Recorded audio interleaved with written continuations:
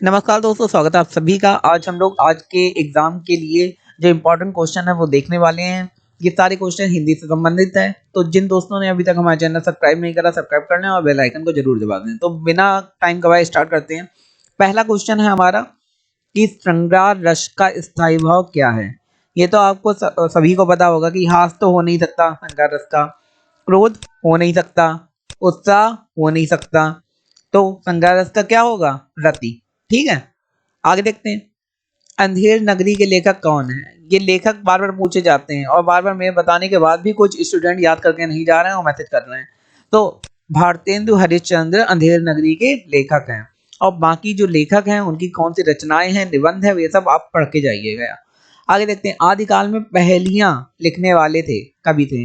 तो पहेलियां कौन लिखते थे? ऐसे कौन कवि थे जो पहेलियां लिखते थे? तो वो थे अमीर खुसरो।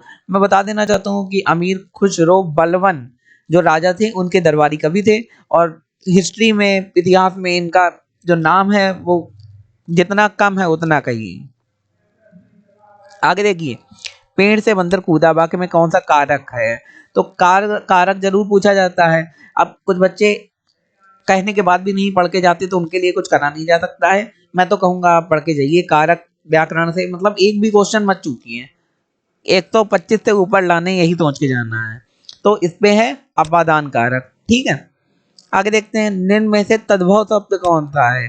तत्सम और तद्भव आपको पता है तो कौन सा है? भ्रमर या अग्नि या मस्तक या फिर मछली। तत्सम तद्भव में खाली इतना अंतर होता है, एक हिंदी के शब्द होते हैं, एक संस्कृत के शब्द होते हैं। तो यहाँ पे मछली जो है वो हमारा करेक्ट आंसर हो जाएगा। तो इसमें कुछ है ही नहीं और हर बार एक क्वेश्चन आता है। अच्छा, चौपाई, छंद, इन सब से भी मैंने बताया कि एक इन सब की मात्राएं पढ़ के जाइए, इन सब के बारे में पढ़ के जाइए कि चौपाई में क्या यूज होता है, छंद में क्या प्रयोग होता है। तो ये सब पढ़ के जाइए, उससे एक क्वेश्चन कंफर्म आता है हर बार। वही वही क्वेश्चन मैं लेके आ रहा हूँ। चौपाई छंद के प्रत्येक चरण में कितनी मात्राएं होती हैं?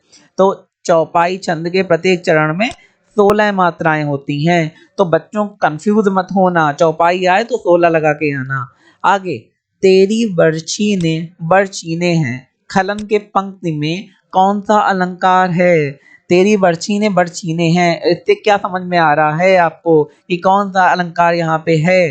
रूपक है या फिर श्लेष है या अनुप्रास है या फिर यमक है? तो यहाँ पे यमक अलंकार का प्रयोग करा गया है। आगे देखते हैं। निम्नलिखित में से कौन सा निबंध हजारी प्रसाद द्विवेदी जी का नहीं है? नहीं पे बहुत ध्यान दीजिए, मैं बार बार कहता हूँ। तो हजारी प्रसाद द्विवेदी ने कौन सा नहीं लिखा है? अशोक के फूल, ये बिल्कुल लिखा। अच्छा, ये भी देखते जाइए कौन कौन से लिखे हैं, ये भी आ सकता है। कूटज कुटज भी लिखा है। विचार प्रवाह और व्रत और विकास, ये हजारी प्रसाद द्विवेदी ने नहीं लिखा। अच्छा, आप कभी कभी कहानियां पढ़ भी लिया करिए, बहुत अच्छी अच्छी कहानियां लिखते हैं लेखक। पुराने टाइम की बात है, अब तो सब लोग यूट्यूब और बस उतना ही देखते हैं, लेकिन बहुत मतलब इनका अलग ही कला होती है इन लेखकों की। आगे देखते हैं। परमाल रासो किसके द्वारा रचित है? तो ये तो 20 बार क्वेश्चन आ चुका है। परमाल रासो किसके द्वारा रचित है? जगनिक के द्वारा रचित है। चंद्रवरदाई, पृथ्वीराज रासो। ठीक है, आगे देखते हैं। तो दोस्तों एक क्वेश्चन आया है।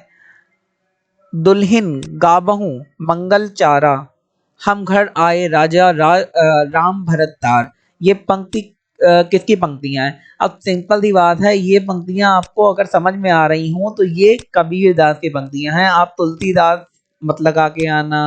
ये किसकी पंक्तियां हैं? कबीरदास की। तो ऐसे भी क्वेश्चन आ रहे हैं, तो इन सब के बारे में आप पढ़ के जाइए। सब कुछ अवेलेबल है इंटरनेट पे, जो आता है एक ग्रुप है उसके बाहर से नहीं आता है। ठीक है, अगर उसके बाहर से थोड़ा बहुत आया भी तो आप वो नंबर छोड़ देंगे तब भी आपके 130 प्लस बन जाएंगे।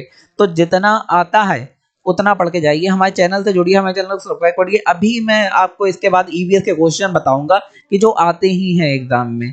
ठीक है, आगे आने वाले एग्जाम की तैयारी, सुपर टेट की तैयारी, D+B की तैयारी, सारी तैयारी यहाँ पे करेंगे। बस चैनल सब्सक्राइब करिए आप। आगे देखते हैं। हिंदी प्रदीप पत्रिका का संपादन किसने किया है? हिंदी प्रदीप पत्रिका, पत्रिकाओं से लेके क्वेश्चन आता है कि नहीं? हर बार आता है। ठीक है, तो पढ़ के जाना जरूरी है। तो ये हिंदी प्रदीप पत्रिका का संपादन किया है बालकृष्ण भट्ट ने। अच्छा, सारी पत्रिकाओं के संपादक और ये सब पढ़ के जाना। ठीक है, भारतेंदु हरिश्चंद्र ने किसका किया है और किसने क्या किया। आगे। सूर्योदय शब्द का संधि विच्छेद पूछा गया है। सिंपल सी बात है, सूर्योदय में क्या निकल रहा है, सूर्य और उदय। अब संधि विच्छेद हम लोग करते हैं तो दो शब्द बनते हैं संधि विच्छेद में, और दोनों का मतलब निकलना चाहिए। अब जैसे आप सूर्यो प्लस दय कर देंगे तो इसका कुछ मतलब निकल रहा है, नहीं निकल रहा है। सूर्य धन उदय, इसका भी कुछ नहीं है, दोनों दोनों शब्दों का सूर्य धन उदय, तो इसका कोई मतलब नहीं। यहाँ उदय उदय का तो मतलब है, लेकिन इसका कोई मतलब नहीं निकल रहा है। जब दोनों का मतलब निकले तब आपको समझिए कि संधि विच्छेद सही है, तो हमारा बी नंबर वाला आंसर सही हो जाएगा। आगे देखते हैं, यथाशक्ति में कौन सा समास है। यथाशक्ति में समास पूछा गया है, समास मैं बार बार कहता हूँ पढ़ के जाइए। तो इसमें अव्ययी भाव समास है। तो दोस्तों, अगर आपको हमारा ये वीडियो अच्छा लगा तो हमारे चैनल को सब्सक्राइब करें, लाइक करें, शेयर करें आगे आने वाली वीडियो देखने के लिए।